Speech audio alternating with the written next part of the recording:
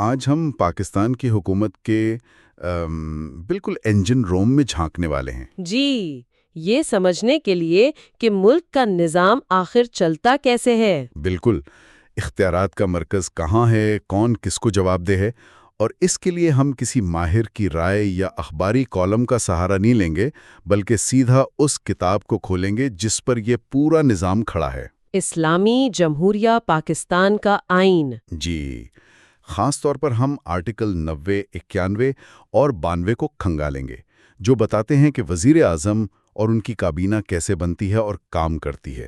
ہمارا مقصد یہ ہے کہ اس قانونی زبان کے پیچھے جو اصل طاقت کی حرکیات ہیں ان کو سمجھا جائے۔ بالکل، اور یہ آرٹیکلز ایک بہت ہی دلچسپ کہانی سناتے ہیں۔ یہ ایک پارلیمانی نظام کی بنیاد ہے، جہاں طاقت کا کھیل صدر، وزیر اعظم اور پارلیمنٹ کے درمیان ایک بہت نازک توازن پر کھیلا جاتا ہے۔ اچھا، بظاہر تو سب کچھ بہت سیدھا لگتا ہے، لیکن اصل سوال یہ ہے کہ جب فیصلے لینے کا وقت آتا ہے تو حقیقی اختیار کس کی جیب میں ہوتا ہے؟ ان آرٹیکلز کو سمجھنا سمجھیں کہ اس سوال کا جواب تلاش کرنے کے مترادف ہے۔ ٹھیک ہے، تو پھر اسی سوال سے شروع کرتے ہیں۔ آرٹیکل 90 کہتا ہے کہ وفاق کے تمام انتظامی اختیارات صدر کے نام پر استعمال کیے جائیں گے۔ اب یہ پڑھ کر تو پہلا تاثر یہی ملتا ہے کہ ملک کے سب سے طاقتور شخص صدر ہیں۔ جی، ہر قانون، ہر حکم، ہر نوٹیفیکیشن ان کے نام سے جاری ہوتا ہے۔ صحیح۔ ہاں، لیکن یہیں پر آئین کا پہلا ٹویسٹ آتا ہے۔ کاغذ پر تو ایسا ہی لگتا ہے کہ سارے اختیارات صدر کے پاس ہیں، لیکن آئین فوراً ہی اگلی لائن میں واضح کر دیتا ہے کہ ان اختیارات کو استعمال کون کرے گا؟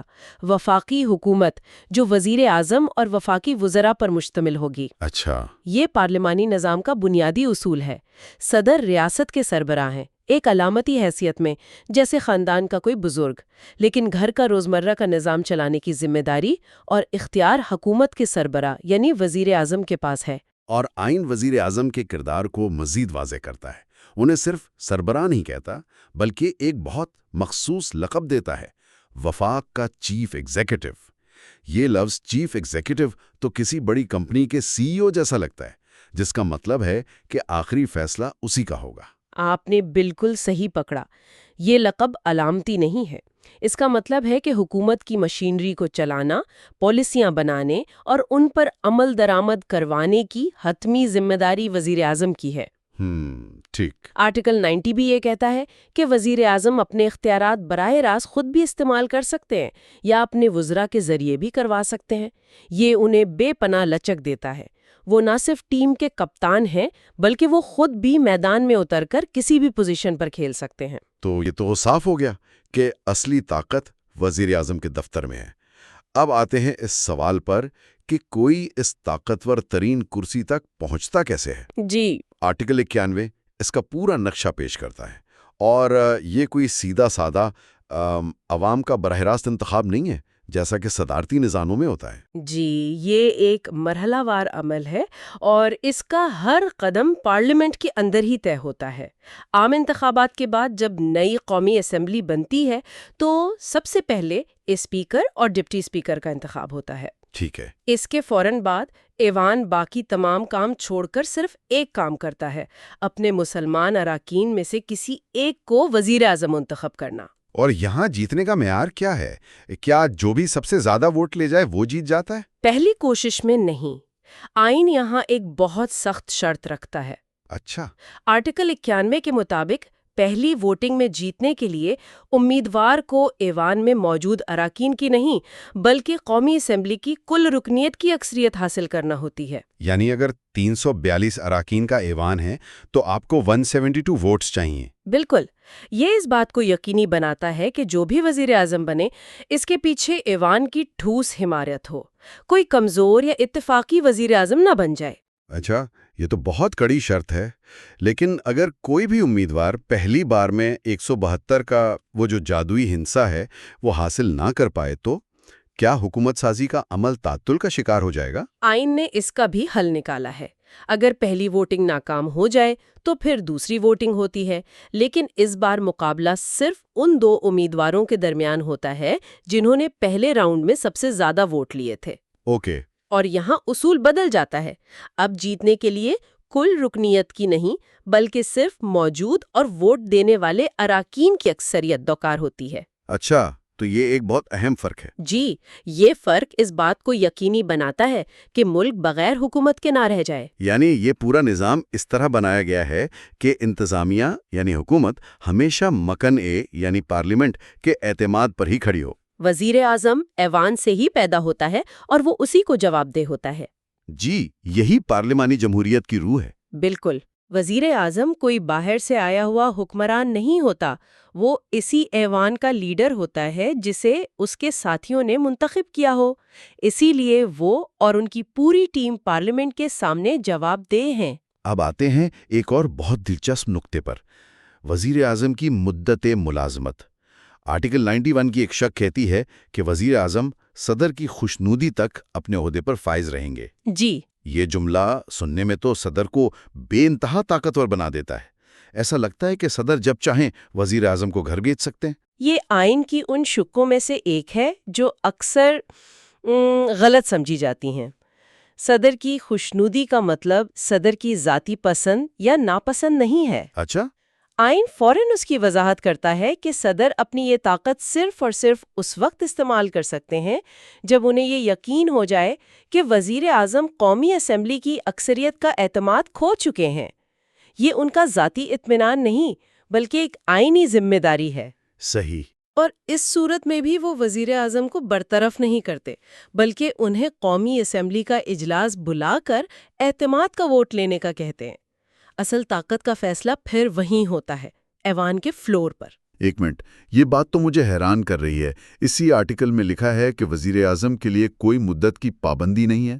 جی ہاں، یعنی نظریاتی طور پر ایک ہی شخص بار بار وزیر اعظم بن سکتا ہے جب تک اسے اکثریت حاصل ہو۔ یہ تو صدارتی نظام سے بہت مختلف ہے جہاں عام طور پر 2 مدت کی حد ہوتی ہے۔ جی ہاں، یہ پارلیمانی نظام کی ایک خاصیت ہے۔ جب تک ایک لیڈر اپنی جماعت اور پارلیمنٹ میں مقبول ہے اور ایوان کا اعتماد رکھتا ہے، وہ حکومت کی قیادت کر سکتا ہے۔ اس کی کوئی آئینی حد مقرر نہیں ہے۔ تو یہ تو واضح ہو گیا کہ وزیر اعظم کو ایوان کا اعتماد حاصل کرنا ہوتا ہے، لیکن ظاہر ہے وہ اکیلے حکومت نہیں چلاتے۔ ایک کپتان کو ٹیم کی ضرورت ہوتی ہے۔ یہ ہمیں کابینہ کے تصور کی طرف لاتا ہے۔ یہ ٹیم بنتی کیسے ہے اور اس کی ذمہ داریاں کیا ہیں؟ آئین کہتا ہے کہ ایک کابینہ ہوگی جس کے سربراہ وزیر اعظم ہوں گے اور اس کا کام صدر کو ان کے فرائض کی ادائیگی میں مدد اور مشورہ دینا ہے۔ لیکن اس کی ایک اور بہت گہری ذمہ داری ہے جو آرٹیکل 91 کی شق 6 میں بیان کی گئی ہے۔ وہ یہ کہ کابینہ اور وزرائے مملکت اجتماعی طور پر سینٹ اور قومی اسمبلی کو جواب دہ ہوں گے۔ یہاں اجتماعی طور پر کا لفظ کلیدی ہے۔ یہ اجتماعی ذمہ داری کا اصول سننے میں تو بہت اچھا لگتا ہے، لیکن کیا عملی سیاست میں، خاص طور پر جب کئی جماعتوں کی اتحادی حکومت ہو، اس پر واقعی عمل ہوتا ہے؟ کیا وزراء واقعی ان فیصلوں کا عوامی سطح پر دفاع کرتے ہیں جن سے وہ اندرونی خانہ شاید متفق نہ ہوں؟ نظریاتی طور پر اس اصول کا مطلب ہے کہ کابینہ ایک جسم کی طرح کام کرتی ہے۔ یا تو سب تیرتے ہیں یا سب ڈوبتے ہیں۔ کسی ایک وزیر کی ناکامی پوری حکومت کی ناکامی سمجھی جاتی ہے۔ صحیح۔ ہر وزیر پر لازم ہے کہ وہ کابینہ کے ہر فیصلے کا دفاع کرے، ورنہ اصولاً اسے استعفیٰ دے دینا چاہیے۔ لیکن جیسا آپ نے کہا، عملی سیاست میں، خاص طور پر اتحادی حکومتوں میں، اس اصول پر عمل کرنا ایک بہت بڑا چیلنج ہوتا ہے۔ جی۔ اکثر وزراء اپنی جماعت کی سیاست کو حکومت کی اجتماعی ذمہ داری پر ترجیح دیتے نظر آتے ہیں، لیکن آئین کا تقاضا یہی ہے کہ کابینہ ایک متحد آواز کے طور پر پارلیمنٹ کو جواب دہ ہو۔ بہت دلچسپ۔ اب سوال یہ ہے کہ اس ٹیم یعنی کابینہ میں شامل کون ہو سکتا ہے؟ آرٹیکل 92 اس کی وضاحت کرتا ہے کہ صدر وزیر اعظم کے مشورے پر وفاقی وزراء اور وزرائے مملکت کا تقرر مجلس شورا یعنی سینٹ یا قومی اسمبلی کے اراکین میں سے کریں گے۔ ٹھیک ہے۔ لیکن یہاں آئین نے اختیارات کے غلط استعمال کو روکنے کے لیے کچھ بہت اہم حدود مقرر کی ہیں۔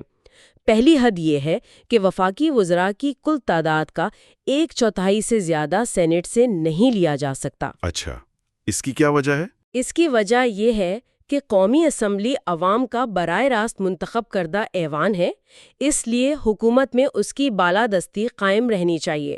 اور دوسری حد تو شاید اس سے بھی زیادہ اہم ہے جو 18ویں ترمیم کے ذریعے شامل کی گئی، کابینہ کے سائز پر ایک حد لگا دی گئی۔ جی، اور یہ صرف ایک نمبر نہیں ہے، یہ پاکستان کی سیاسی تاریخ کا ایک بہت بڑا سبق ہے۔ نئی شک کے مطابق کابینہ کی کل تعداد بشمول وزرائے مملکت پارلیمنٹ کی کل رکنیت کے 11% سے زیادہ نہیں ہو سکتی۔ 11%؟ جی، ماضی میں یہ ہوتا تھا کہ حکومتیں بنانے اور بچانے کے لیے، اتحادیوں کو خوش کرنے کے لیے درجنوں وزارتیں اور مشیروں کی فوج بھرتی کر لی جاتی تھیں۔ یہ 11% کی حد دراصل اس سیاسی کلچر پر ایک آئینی بریک ہے جہاں وزارتیں سیاسی رشوت کے طور پر بانٹی جاتی تھی۔ اس ایک لائن نے حکومت سازی کی پوری حرکیات کو بدلنے کی کوشش کی ہے اور حکومتوں کو کارکردگی پر توجہ دینے پر مجبور کیا ہے، نہ کہ صرف اتحادیوں کو خوش رکھنے پر۔ بالکل۔ ایک اور دلچسپ قاعدہ بھی ہے، اگر کوئی وزیر قومی اسمبلی کا رکن نہ ہو تو کیا ہوگا؟ آئین یہاں بھی ایک راستہ دیتا ہے۔ آرٹیکل 91 کی شق 9 کہتی ہے کہ اگر کوئی وزیر مسلسل 6 ماہ تک قومی اسمبلی کا رکن نہیں بنتا تو اس مدت کے خاتمے پر وہ وزیر نہیں رہے گا۔ اچھا، تو یہ ایک طرح کی مہلت ہے۔ جی، اس کا مقصد یہ ہے کہ اگر وزیر اعظم کسی شعبے کے ماہر کو کابینہ میں لانا چاہیں جو رکن پارلیمنٹ نہ ہو تو اسے لایا جا سکے، لیکن 6 ماہ کے اندر اسے کہیں سے منتخب ہو کر آنا ہوگا۔ صحیح۔ یہ شرط اس بات کو یقینی بناتی ہے کہ انتظامیہ کا تعلق مقننہ سے نہ ٹوٹے۔ تاہم یہ شرط سینیٹر پر لاگو نہیں ہوتی کیونکہ وہ پہلے ہی پارلیمنٹ کا حصہ ہیں۔ تو اگر ہم اس ساری گفتگو کو سمیٹیں تو یہ آئینی ڈھانچہ ایک ایسی مشین کی طرح ہے جس کے تمام پرزے ایک دوسرے سے جڑے ہوئے ہیں۔ یہ کوئی اہرام نہیں ہے جس کی چوٹی پر ایک شخص بیٹھا ہو۔ یہ باہمی انحصار اور جواب دہی کا ایک نظام ہے، جہاں وزیر اعظم کی طاقت کا سرچشمہ قومی اسمبلی ہے اور وہ اپنی کابینہ کے ساتھ مل کر پارلیمنٹ کے دونوں ایوانوں کو جواب دہ ہیں۔ آپ نے بالکل درست کہا۔ یہ پورا نظام اختیارات کی تقسیم اور توازن یعنی چیکس اینڈ بیلنسز کے اصول پر بنایا گیا ہے۔ وزیر اعظم کو اسمبلی کا اعتماد چاہیے، صدر وزیر اعظم کے مشورے پر عمل کرتے ہیں، لیکن ان کے پاس اعتماد کے ووٹ کا عمل شروع کرنے کا ایک آئینی اختیار ہے۔ صحیح۔ اور کابینہ کے حجم پر بھی قانونی حد ہے تاکہ وسائل اور اختیارات کا بے دریغ استعمال نہ ہو۔ یہ ایک آئینی جال ہے جو طاقت کو جواب دہی کے ساتھ مضبوطی سے جوڑنے کے لیے بنا گیا ہے۔ اس سب کو سمجھنا واقعی بہت ضروری ہے، یہ جاننے کے لیے کہ ہمارا نظام کاغذ پر کیسے ڈیزائن کیا گیا ہے۔ جی، اور یہیں سے ہمارے سامعین کے لیے ایک گہرا سوال بھی ابھرتا ہے جس پر وہ غور کر سکتے ہیں۔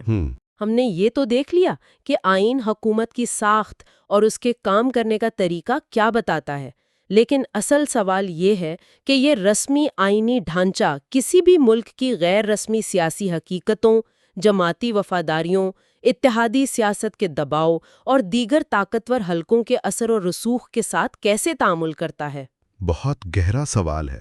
اصول تو کاغذ پر لکھ دیے گئے ہیں، لیکن حقیقی دنیا کی سیاسی کے میدان میں ان پر عمل کیسے اور کس حد تک ہوتا ہے؟ You are watching Legal Gupshup and GK with MD, your source for legal, historical, and breaking news. Don't forget to like, subscribe, and share for more informative content.